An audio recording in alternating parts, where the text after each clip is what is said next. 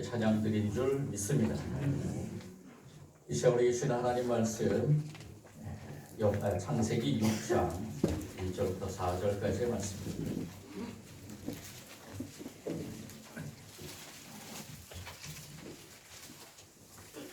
구약성경 8면 열려 있습니다. 이 시간 저와 여러분에게 주시는 말씀들을 믿고 한 절씩 교독하겠습니다. 교독할 때 주님의 음성 듣기를 원합니다. 사람이 땅 위에 번성하기 시작할 때에 그들에게서 딸들이 나니 하나님의 아들들이 사람의 딸들의 아름다움을 보고 자기들이 좋아하는 모든 여자를 아내로 삼는지라. 여호와께서 이르시되 나의 영이 영원히 사람과 함께하지 아니하리니 이는 그들이 육신이 됨이라. 그러나 그들의 날을 120년이 되리라 하시니라. 당시에 땅에는 내 기름이 있었고 그 위에도 하나님의 아들들이 사람의 딸들에게로 들어와 자식을 낳았으니 그들은 용사라 고대의 명성이 있는 사람들이었더라. 아멘. 오늘 이 말씀을 통해서 저와 여러분이 오늘 질문을 하나 또 가지고 그 질문 가운데 대답을 가지고 세상에 나아가 승리하길 원합니다. 그 질문은 무엇이냐 하면 과연 나는 의인인가? 라는 질문입니다. 저와 여러분은 의인입니까?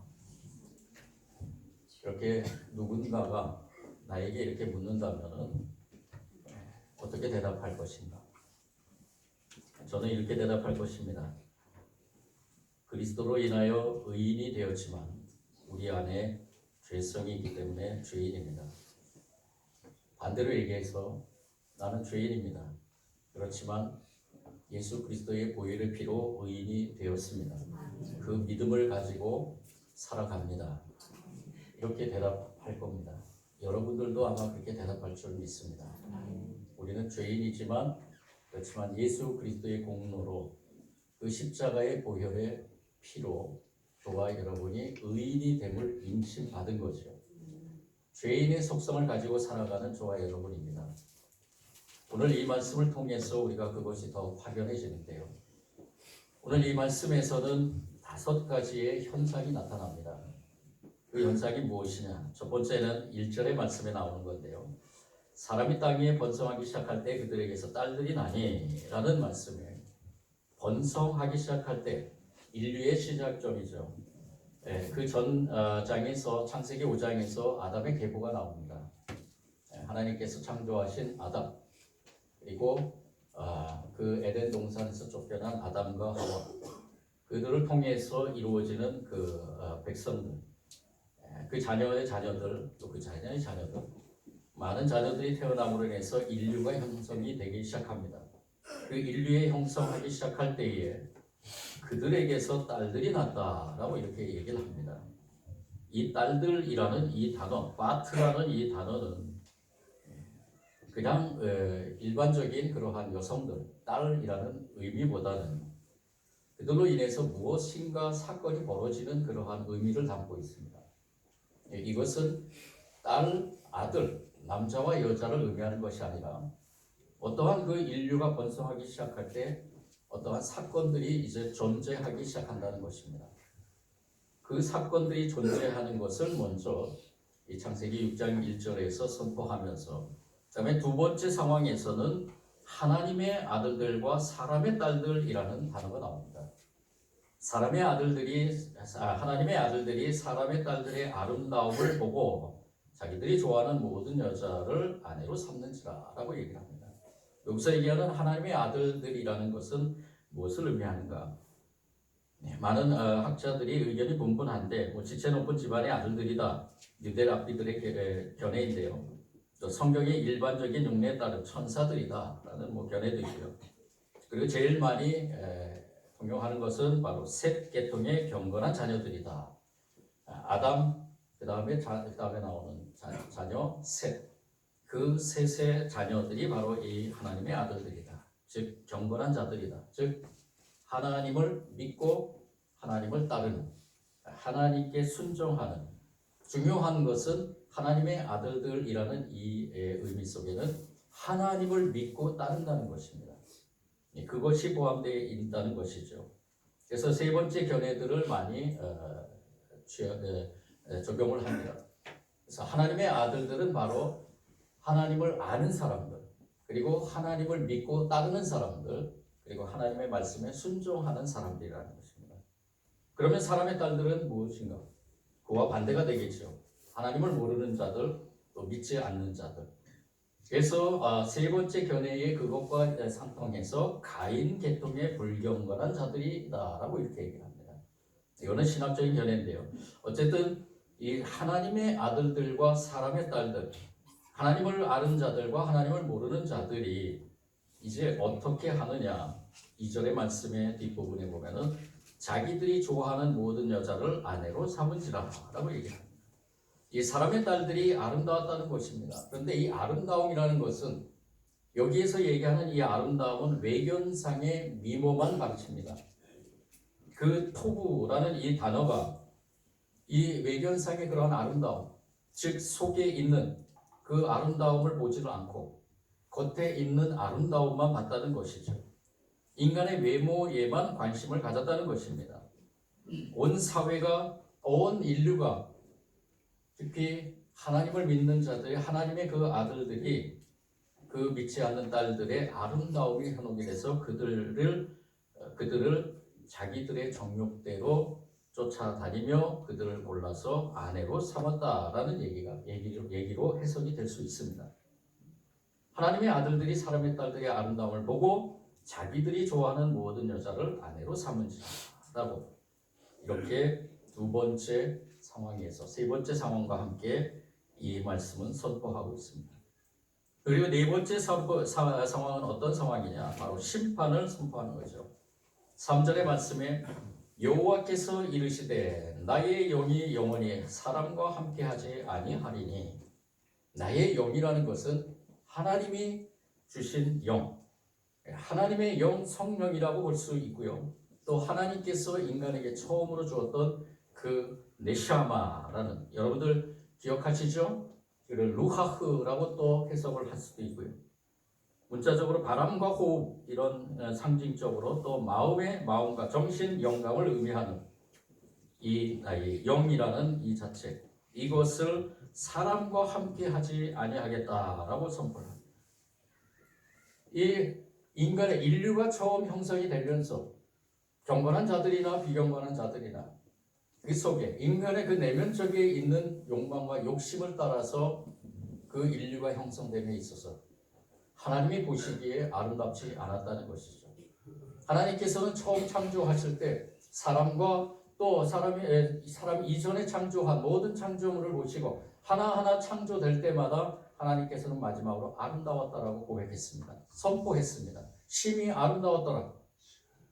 그런데 하나님과의 관계가 끊어지면서 죄성이 그 속에 들어가면서 인류는 그 죄를 통해서 인류가 형성이 되기 시작했다는 것입니다.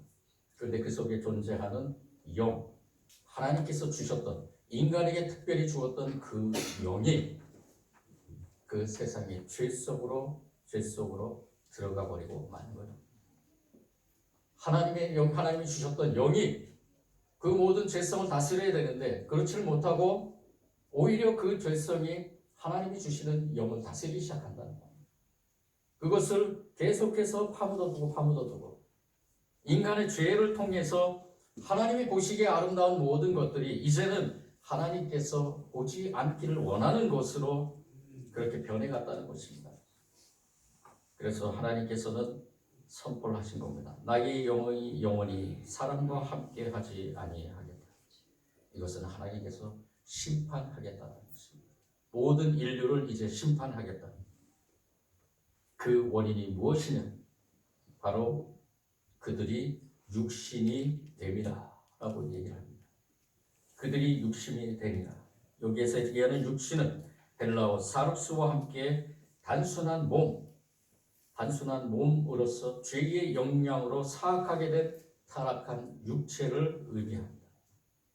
그러한 타락한 육체, 죄의 영향으로 사악하게 된 그 타락한 육체인 그러한 육신이 되어버린 모든 인류의 사람들을 이제는 하나님께서 함께하지 않겠다. 즉 심판하겠다라고 얘기해요. 그러면서 하나 조건을 하나님께서 주십니다. 이 네 번째 상황에서 그들의 날은 120년이 되리라. 즉 120년 뒤에 내가 심판을 하겠다라는 겁니다. 120년이란 세월은 어떤 세월인가? 인간에게 주어진 그때 처음 인류가 형성되면서 많은 사람들이 자신들의 욕망과 욕심에 따라서 사는 그 삶의 모습 형태에서 하나님께서는 심판하시지만 120년이라는 그 시간을 주어서 회개케 하셨다는 것입니다. 하나님의 사람들로 다시 한번 돌아오게 하고 하나님 앞에 무릎 꿇고 회개하는 시간을 120년을 주겠다는 것입니다. 120년이라는 이 시간은 우리가 문자적으로 120년을 의미할 수도 있고요. 또 하나님의 때에 하나님께서 이제 물의 심판을 하시기 직전에 그 120년 기간에 120년뿐만이 아니라 하나님께서 말씀하신 카이로스의 그 시간 안에 존재하는 인류의 시간이라고 볼 수 있습니다. 지금 이 시간도 바로 120년 안에 속해 있는 것입니다. 여러분들은 믿으시는지 안 믿는지 모르겠지만 주님께서 반드시 이 땅에 오십니다. 하나님께서는 처음에 물의 심판을 하시고 나서 후회했죠. 그리고 나서 인류에게 다시 한번 희망의 메시지를 던지시면서 예수 그리스도를 보내주시고 우리에게 구원의 보혈의 그 피의 옷을 덧입어 주셨습니다.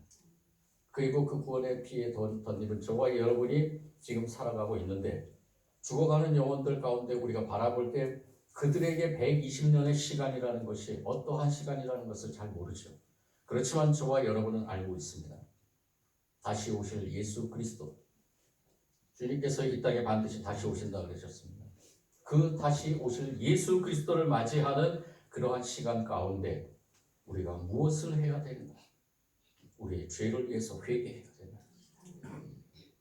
우리의 죄를 위해 회개하며 더욱더 주님 앞으로 나아가는 주님께서 보시기에 아름다운 의인의 모습으로 살아가야 된다는 것입니다.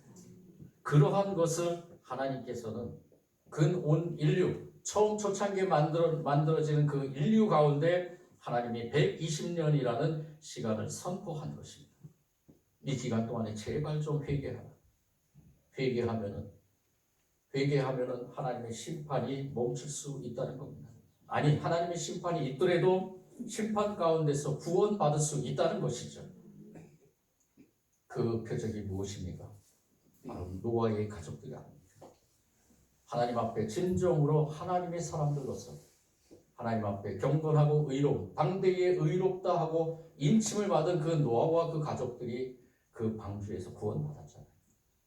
이렇듯 하나님께서는 이 네 번째 상황에서 그것을 선포하면서 마지막 다섯 번째 상황에서 이제 우리는 어떤 존재냐라는 것을 선포합니다. 당시에 그 땅에 네피림이 있었고 이 네피림이라는 이 존재는 바로 사람의 딸들과 하나님의 아들들의 결과물입니다.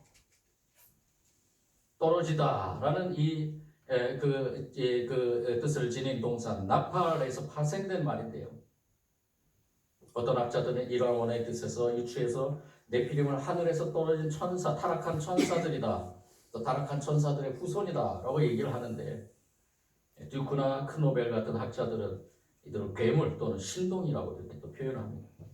어쨌든 이들은 우리 뒤에 또 나오는 용사나 또 거인, 영어 성경에서는 자이언트라고 이렇게 번역을 했는데요. 신체적 특성상 장부가 장부로서 그 거인으로 불리는 그러한 사람, 그러한 족속이라고 이렇게 얘기할 수 있겠죠. 그런데 이들은 표면적인 그러한 거대한 그리고 용사적인 그러한 것을 가지고 있는 것뿐만이 아니라 내면적으로도 회방군 무법자, 남폭군 가해자 이러한 것들을 가지고 있는 것입니다. 어쩌면은 우리 인간의 속성을 다 담고 있는 그러한 존재라고 볼 수 있죠. 탐욕스럽고 무엇인가 내가 소유해야 되고 그리고 내가 누구한테 무시당하면은 견디지 못하는 그리고 어떤 것들을 우리 인간의 내면 속에 있는 모든 것들을 담은 그러한 것이 네피림이라고 볼 수 있는 것입니다. 민수기 13장 33절에 나타나는 이러한 침략자, 이러한 용어들이 구약 성경에 많이 나타나고 있는데요. 어쨌든 이러한 의미로서 이 네피림을 선포하면서 그 후에도 하나님의 아들들이 사람의 딸들에게로 들어와 자식을 낳았으니 그들은 용사라 고대의 명성이 있는 사람들이었더라라고 마지막으로 말씀을 마칩니다. 이 말씀 가운데서 이 네피림이라는 존재에 대해서 저와 여러분이 다시 한번 생각해 보며, 그리고 오늘 주어진 이 말씀 가운데 의인에 대한 그 삶에 다시 한번 우리가 돌아보면, 아까 처음에 우리가 말씀 나누기 전에 저와 여러분에게 질문했던, 당신은 과연 의인입니까? 나는 과연 의인인가? 그 말씀에 우리가 깊은 깨달음을 가지고 세상에 나아가 승리하는 저와 여러분이 되기를 원합니다. 오늘 말씀을 통해 우리가 적용시킬 것이 무엇이냐? 바로 우리 안에 있는 모든 네피림들, 또한 세상에서 원하는 그러한 네피림의 유혹들에 우리는 승리해야 된다는 것입니다. 겉모습, 세상의 삶, 스펙, 여러 가지 이 세상에서 원하는 것들, 하나님이 원하시는 것이 아니라 세상이 원하는 것에 내가 거기에 전부를 걸어서는 안 된다는 겁니다. 하나님이 원하시는 것이 무엇인가를, 우리가 하나님의 뜻이 무엇인가를 근심하며 고민하며 살아가는 저와 여러분이기에 세상의 그 유혹에 넘어가서는 안 된다는 거죠. 여러분들 흰담비라는 그러한 동물을 아는죠? 북구라파에 사는 흰담비는 털이 아름답기로 유명합니다. 그 흰담비는 본능적으로 자신의 털을 더럽히지 않으려고 강한 의지를 갖고 있다 그럽니다. 그래서 이 흰담비를 사냥하는 사냥꾼들은 그 속성을 이용해서 흰담비가 사는 그 굴 입구에 스스로 검정칠을 해놓는다 그럽니다.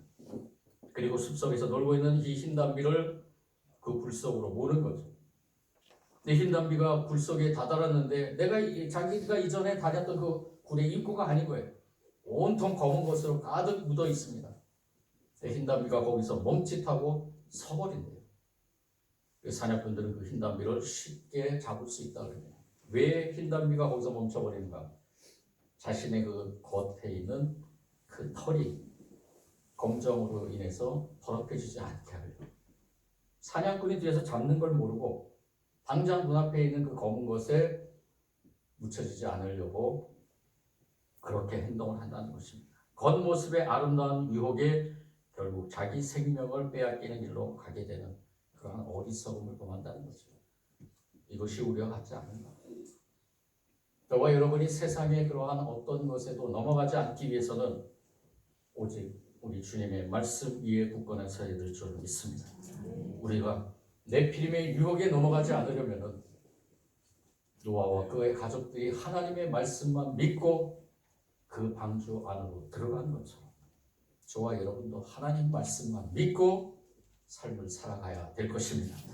심판의 때에 구원받는 저와 여러분, 죄인이지만 의인으로 인침받은 저와 여러분이 구원받기 위해서는 이 세상 가운데서 이 세상에 유혹하는 그 네피림의 유혹에 넘어가지 않아야 된다는 겁니다.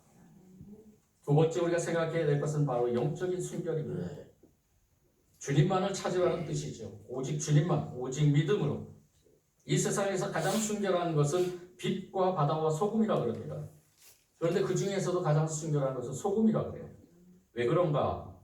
순수한 빛과 순수한 바다가 합쳐서 만들어졌기 때문이다 라고 얘기를 합니다. 네, 그럴듯합니다. 이 세상에 온전히 순수하고 정결한 한 분이 오셨습니다. 그분이 누굽니까?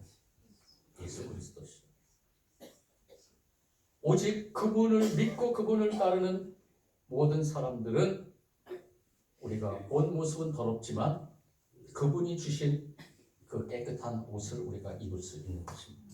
예수님께서도 예를 통해서 말씀하셨잖아요. 하늘나라에 초대받은 사람들은 무엇을 입고 와야 되느냐? 예수님께서 주셨던 초대장에 같이 주었던 그 의인의 옷을 입고 와야 되는 겁니다. 그 옷이 누가 준 옷입니까? 예수 그리스도가 준 옷입니다. 왜 예수님이 십자가에서 보혈의 피를 흘리셨습니까? 누구 때문에 흘리셨습니까?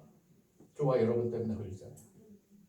그 옷을 입고 오는 사람만이 의인으로 인침받고 하나님의 나라에 들어갈 수 있는 것입니다. 영적인 순결. 저와 여러분의 힘으로는 할 수 없습니다. 그렇지만 우리 주님께서 저와 여러분에게 주셨습니다. 영적인 순결의 옷을 주셨습니다. 그 옷을 입고 그 옷을 벗지 마십시오. 세상에 살면서 많은 유혹들과 싸워서 이겨나가기 위해서 이 유혹의 이김은 무엇이냐? 그 옷을 지키기 위함. 그 옷을 지키고 그 옷을 입고 주님의 나라에 가는 저와 여러분이 되기를 원합니다. 마지막 세 번째, 우리는 우리 안에 있는 또 네피림을 뽑아내야 된다는 겁니다. 의인이 되기 위해서 우리 안에 정한 마음을 창조하고 정직한 영을 새롭게 해야 됩니다. 우리 말씀 하나 찾아보겠습니다. 시편 51편 10절 말씀입니다. 오래전에 다윗이 선포하고 고백했던 시편 51편 10절의 말씀.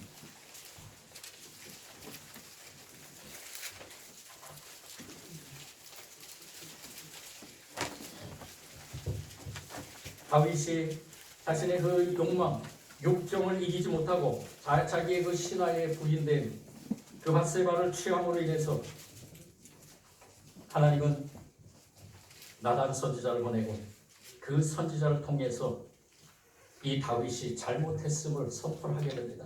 그때 이 다윗이 뭐라고 고백했느냐? 회개하면서 이렇듯 선포하며 고백했습니다. 51편 10절 우리 다 같이 힘있게 같이 합독합니다. 하나님이여 내 속에 정한 마음을 창조하시고 내 안에 정직한 영을 새롭게 하소서. 아멘. 고대 함무라비 법전에 보면은 다른 사람의 물건을 도둑질한 사람은 그 손을 자르고 다른 사람의 아내를 탐한 사람은 그 사람의 눈을 뽑는다. 뽑아야 된다. 라고 이렇게 얘기를 합니다. 만약에 이 다윗이 자신의 그 신하였던 그 아내 밧세바를 취함으로 인해서 만약에 이 법대로 자신의 두 눈을 뽑았다면 과연 이 다윗은 그 두 눈을 뽑음으로 인해서 그 죄에 대해서 용서함을 받고 자유로워질 수 있었는가? 아니죠. 아무리 손을 자르고 아무리 두 눈을 뽑고 그래도 그 속에 있는 그 영, 그 마음이 새로워지고 정직해지지 않으면 그 죄에서 해방될 수 없다는 것입니다. 죄의 뿌리는 바로 마음에 있다는 것이죠. 그래서 다윗은 이렇듯 고백한 겁니다. 하나님이여 내 속에 정한 마음을 창조하시고 다시 한번 새롭게 하시고 내 안에 정직한 영을 새롭게 하소서. 이렇게 고백하면서 자신의 마음속에 있는 모든 죄, 특히 그 잘못된 그 욕정에 대해서 회개하며 주님 앞에 나아갔던 것입니다. 죄를 뽑아내기 위해서는 우리는 하나님을 찾고 찾아야 됩니다. 우리의 두 눈을 뽑고 우리의 두 손을 자른다 그래도 하나님께 정직한 마음으로 새로운 영으로 가지 않으면 주님께서는 우리를 받아들이지 않습니다. 네피림을 뽑아내기 위해서는 우리는 성령님을 찾고 찾아야 될 것입니다. 네피림의 속성과 싸워 이기기 위해서 성령님을 찾고 찾아야 될 줄 믿습니다.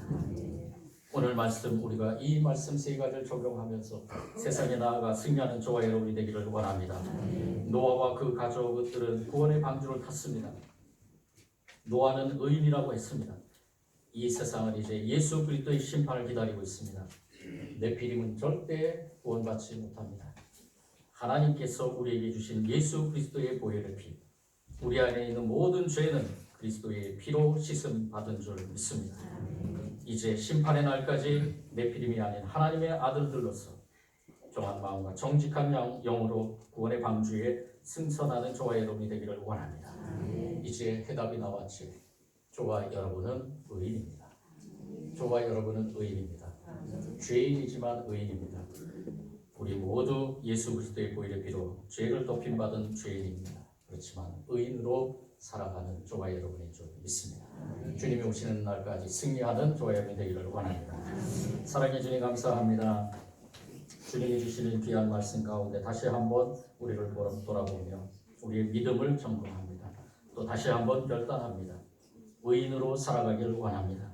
주님이 오시는 그날까지 주님이 우리에게 입혀준 보혈의 피의 그 거룩한 옷을 입고 살아가기를 원합니다.